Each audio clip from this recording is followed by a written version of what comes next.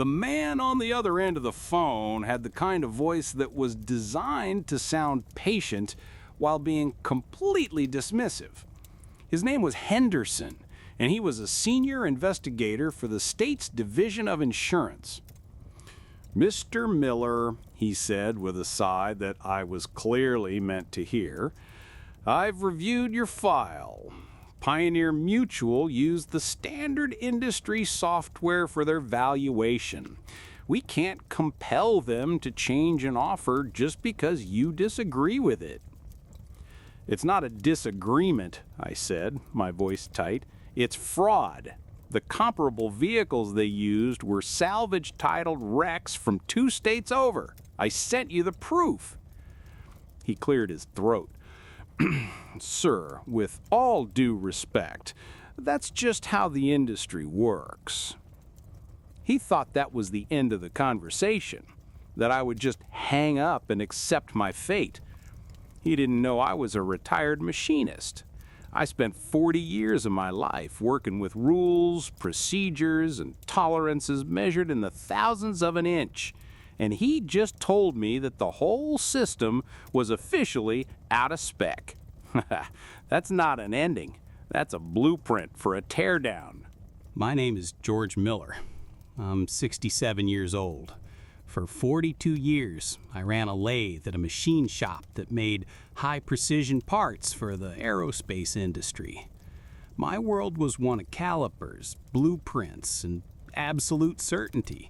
A part was either right or it was scrap. There was no in-between.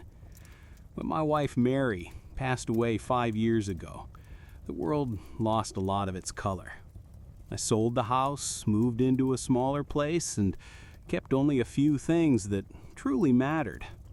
The most important of which is parked in my garage, my 1985 Ford F-150. I call her Old Blue. I bought that truck brand new the year my son was born. Mary and I took him home from the hospital in it. I taught him how to drive in it. Every scratch, every dent has a story. Over the years, I've rebuilt the engine, replaced the transmission, and kept her running like a top. The body is clean, the paint is original, and there isn't a spot of rust on her. She's not just a truck. She's a 38-year-long entry in my life's logbook. 3 months ago, a kid texting on his phone ran a stop sign and clipped her rear bumper and tailgate. It wasn't a terrible wreck, but it was enough to need professional work. The kid's insurance, the big outfit called Pioneer Mutual, took full responsibility. I thought it'd be simple. Then their estimate came. They declared the truck a total loss and offered me $900. $900 for a classic truck in pristine condition? Their reasoning was a joke. The comparable sales they listed were for rusted-out farm trucks and a vehicle that had clearly been in a fire. It was a calculated, deliberate act of theft, dressed up in corporate paperwork. I wasn't just going to let them scrap a piece of my life for pocket change. My first instinct was to call and yell at someone, but my years in the shop taught me that anger is a useless tool. Precision is what works. So I started a file. A simple manila folder with Pioneer Mutual written on the tab and block letters. I decided right then, no more phone calls. Everything would be in writing. Every piece of communication would be a gear and a machine I was building. My first letter was to the claims adjuster, certified mail. I laid it out clean and simple. I rejected their offer. I provided a detailed list of my truck's features, my maintenance logs from the past 20 years, and photos of her from every angle. I included my own comparable sales of similar trucks from classic auto traders, showing a value closer to $10,000. Their response was a form letter that arrived 2 weeks later. It basically said, "We have reviewed your correspondence and our offer stands." They didn't even acknowledge the evidence I sent them. They were counting on me getting tired. Phase 2. I took my filing and sent a formal complaint to the State Division of Insurance.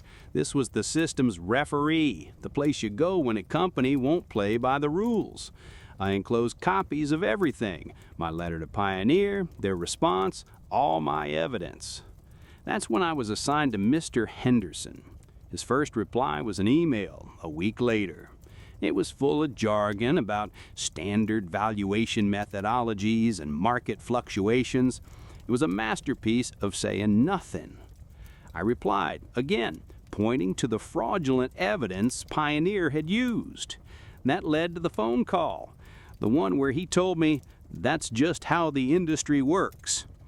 After he hung up, I knew the referee was on the other team. The whole system wasn't just broken, it was fixed. They had built a fortress of bureaucracy designed to exhaust people into submission. They figured I was just another old man who would get confused by the paperwork and give up. They didn't understand that to a machinist, a complex system isn't intimidating. It's a challenge. For a few days, I admit, I felt beaten.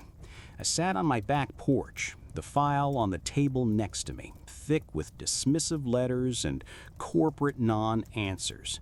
It felt hopeless. I was one man against $1 billion company and the government agency that was supposed to regulate it. As I sat there, a hawk that nests in the old oak tree at the edge of my property took flight. I watched it climb, circling higher and higher, patient, seeing everything. It wasn't flapping wildly. It was using the wind, riding the currents. It wasn't fighting the system. It was using it. That's when it hit me. I was fighting on their terms, trying to convince people who had no interest in being convinced. I needed to move the fight to a different field. I needed to find a rule they couldn't ignore. I spent the next week at the public library, not in the auto section, but in the legal stacks. I read the state's administrative code. I read the statutes that created the Division of Insurance. And then I found it, a specific state statute that outlined the mandatory procedures for handling a consumer complaint. It listed required response times, evidence review protocols, and the specific steps an investigator had to take. Henderson hadn't followed a single one of them. Then I found the next step. If a state agency fails to follow its own mandatory procedures, a citizen can file a formal complaint with the State Ethics Commission. It was like finding a schematic for a machine everyone else thought was a black box. Henderson and his bosses had broken their own rules. They probably did it 100 times a day, but I had documented it. My Manila folder wasn't just a complaint file anymore, it was evidence of a government agency failing to do its job. The execution had to be as precise as milling a piston head. First, I filed the ethics complaint. I didn't fill it with angry accusations, I simply created a timeline. On this date, I submitted this evidence. Per statute 12.3.4, a formal review was required. On this date, Investigator Henderson responded with a dismissal, failing to adhere to the statute. I was a machinist reporting a faulty part. I included copies of every letter, every email. It cost me $40 in filing fees and a drive to the state capitol to file it in person. The Ethics Commission couldn't just throw it away. They were legally required to open an investigation. A file was created with Henderson's name on it. The machine was now forced to examine itself. Second, while that slow gear was beginning to turn, I went public. I'd seen a few articles by a young reporter at the state newspaper, Dave Jennings. He seemed hungry, like he was looking for a real story. I called him and said, "I have a story for you about how the state government is helping insurance companies rip people off, and I have the paperwork to prove it." We met at a coffee shop. I didn't give him a long, rambling story. I just handed him the file. I had organized it with a table of contents. I showed him the fraudulent comps from Pioneer. I highlighted Henderson's email saying, "That's just how the industry works." Dave's eyes went wide. He saw it immediately. This wasn't a story about one old guy and his truck. It was a story about a systemic, state-sanctioned scam. 2 Sundays later, the story ran on the front page.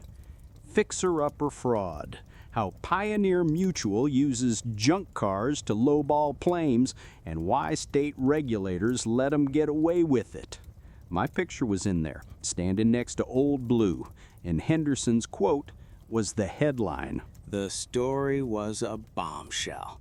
The newspaper's phones rang off the hook. Dozens of other people came forward with identical stories, identical fraudulent comps from Pioneer and other insurers. The story got picked up by the National Newswire. The State Commerce Board was publicly humiliated. The governor's office issued a statement promising a full review. Mr. Henderson was placed on administrative leave. On Tuesday morning, my phone rang.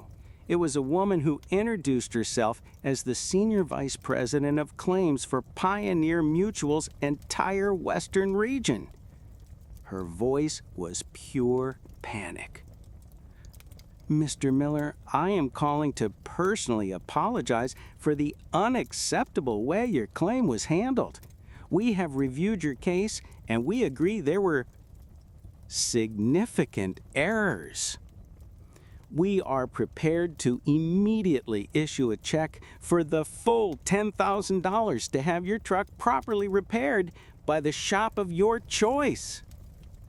She then offered me another $5,000 for my time and trouble. "I'll accept the money for the repairs," I said. "You can keep the rest. Just do me a favor. Send the check by certified mail. I like to keep my paperwork in order." The real victory came a week later.